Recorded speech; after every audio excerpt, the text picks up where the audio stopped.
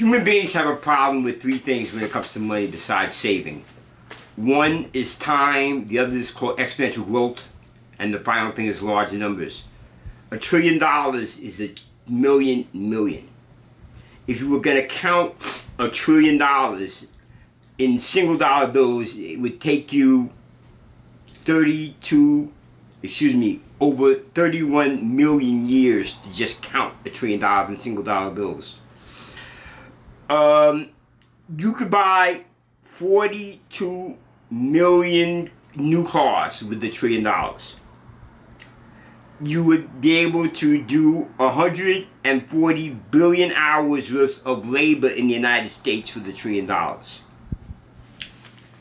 You'd be able to pay LeBron James for 50 years with $1 trillion. You would be able to fund 100 families with money for a year with $1 trillion. The U.S. debt is $35 trillion. Every 100 days that go by, the debt adds another $1 trillion. So if there's any threat to democracy, it's the national debt. That's the real threat. General News, United Healthcare is under investigation by the Department of Justice. Apple has announced the end of its venture in the iCar. The gross domestic product year over year is 3.11. The PCE, which is inflation stripping out food and energy, is 2.4 year over year.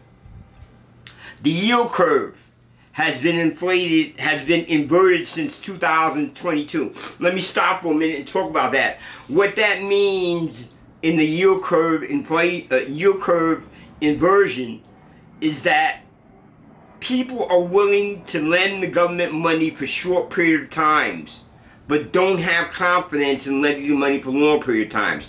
What I mean is the 2-year note yields more percentage than a 10-year note. That should never happen, because the longer you lend somebody your money, the higher risk there is for something to happen, so you should be compensated more for that. The federal funds rate is at 5.25. The reason why that's important is that's the rate banks charge their best customers. That's other banks.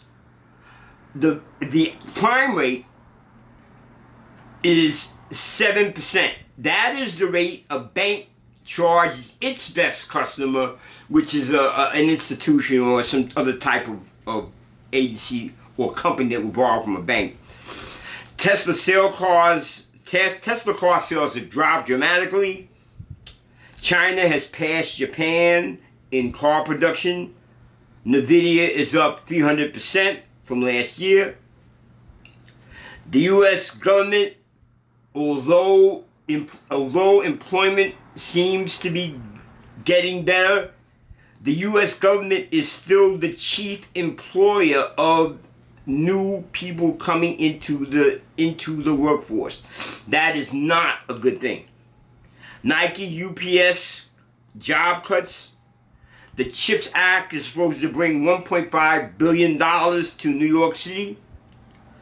Recent problem with Lyft, the ride carrier, is when they released their earnings report, there was wrong information in the template that was released, which caused the price of Lyft's shares to spike because of the wrong information on earnings. And those who've been hurt by that have decided to go back and to sue Lyft for that problem. Jamie Dimon says AI is for real, and Jeff Bezos has sold $2 billion of Amazon stock. Germany has surpassed Japan as the number 3 market, although finally the Nikkei is waking up. Nippon Steel is looking to acquire U.S. Steel. I doubt that would happen. Viking Therapeutics has a $350 million stock offering. one of the biggest things that's come out is that disposable income to American workers are at a 30-year high. American workers are now paying 11% of their budget for food per family. That is huge. That is really big news. So, doesn't mean inflation is under control. There's a new class of weight loss drugs which you heard about. They're limited, they're expensive, and they're not covered by a lot of insurance plans. Oil prices are expected to rise as China comes online. The markets are hitting new highs.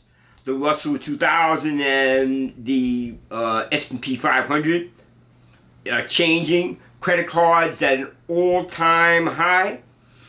New York Community Bank dropped 26%. Year-to-date, 65%. There's a question on their assets. They are a regional bank. It's not believed that this is anything like Silicon Valley of last year, that the regional banks are in trouble. It may be just this specific bank that they happen to have a lot of their assets tied up in not good assets right now. Super micro computer is going through the roof. I should also mention with New York Community Bank, Finch downgraded it. Apple, Tesla, Alphabet are struggling to maintain being in the Magnificent Seven. Boeing is to buy Spirit Air Systems.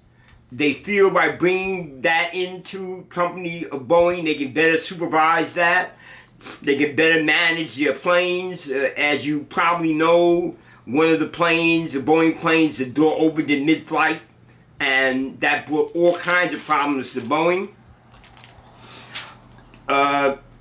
Germany slashed its growth expectations for 2004. The Bank of England has held its rate. It's not raising it. U.S. inflation for January, looking year over year, is moderating. India is growing phenomenally at an 8.4 rate, and the EU has filed fines against Apple Computer for $2 billion, alleging Apple Computer's issues with companies like Spotify. If you enjoyed the video, please give me a thumbs up, please give me a like, and have a good day.